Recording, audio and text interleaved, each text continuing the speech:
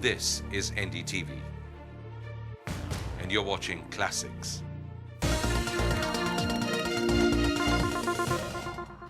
Dr. Al-Baradei, thank you so much for agreeing to give us some of your precious time. You must be very relieved after the board meeting. It went off smoothly. There's more talk of now negotiations with Iran. Can you tell us how instrumental was your office in encouraging the two sides to come to this agreement at this stage? Well, Maya, I've continued to believe that a durable solution to the Iranian issue or the Korean issue or any of these issues that has to do with security has to be reached through negotiation and dialogue.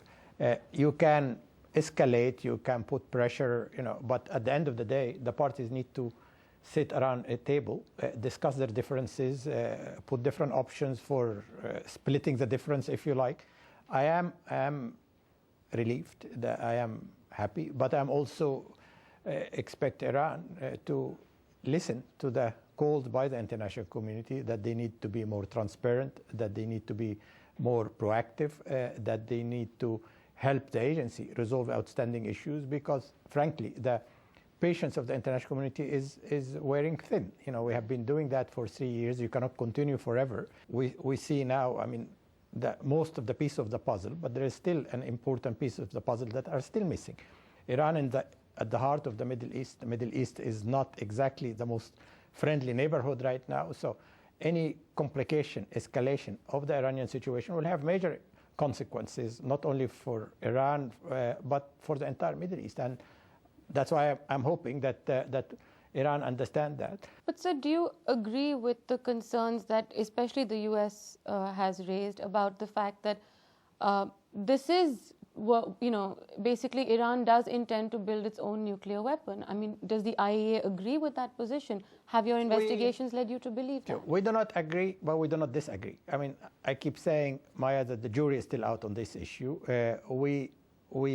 We want to go through a due process. We go through a due process. We do not reach this kind of conclusion lightly. Whatever information available to us, we have to assure ourselves that it is authentic. We have to assure ourselves that it really relates, to weaponization. There was a paper yesterday referred to that raises question about why Iran should have a paper that, has to do with machining of enrichment uranium and turn it into metal, for example, the utilization that most likely could only be used in spheres in a weapon form. But again, the Iranians have told us that they got this from the illicit trafficking network without requesting it. Well, there's a lot of work still we need to do. We need to make sure, is that really true? Have they received any other paper? Because that by itself, is not the most critical piece of information as to how to convert nuclear enriched uranium into a sphere or a weapon.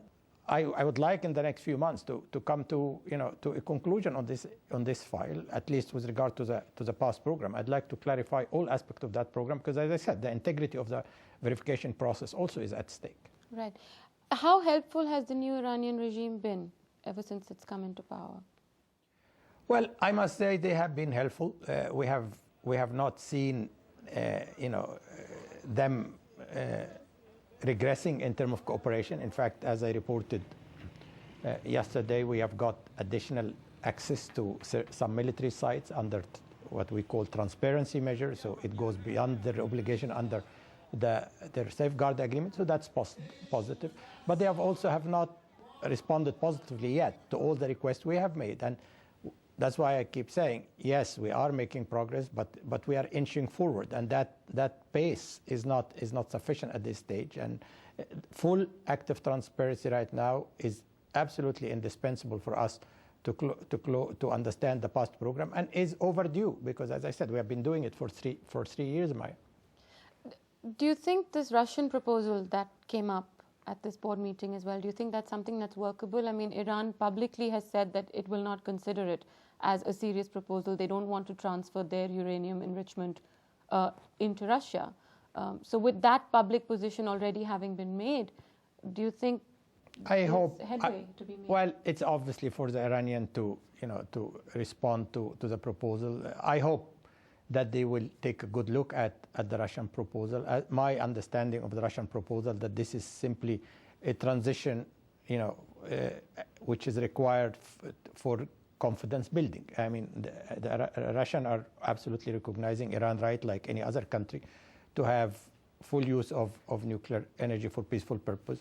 But I think the Russian proposal is simply aimed to help the international community to build confidence as a transition measure. And after a number of years, obviously that arrangement will be subject to review.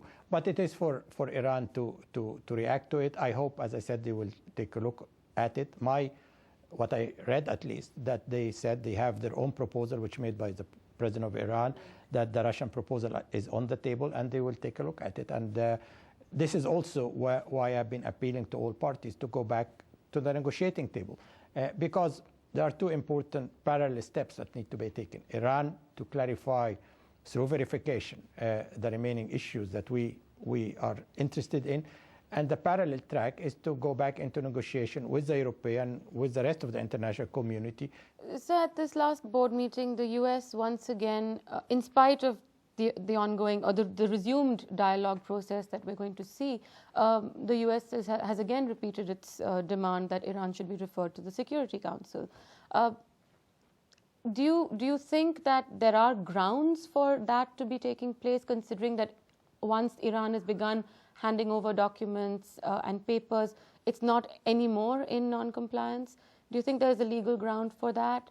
And also the follow-up to that would be, with the US record, what we saw in April 2003 with Iraq and the subsequent outcome of that, are other countries more cautious about the US pushing for Iran to go to the Security Council? Well, I think there's a number of responses I can give to your question, Maya. One is that obviously different countries have different views on how to deal with the Iranian situation or with any other situation. That's part of diplomacy. I listen to all the different views. It's not for me to make a policy judgment. My role is to present them with all the facts objectively, independently, as I can see them. How best to deal with a particular situation, through the carrot, through the stick, through a combination of incentives and disincentives, through going to Security Council, through dialogue within the Security Council, through sanctions. All these, there's a broad range of action that can be taken. I usually, recuse myself from making a judgment or express a view on what is the preferred option, and I give them how I see things from where I'm sitting, and to make sure at least that when they take their decision, it's a decision based on full understanding.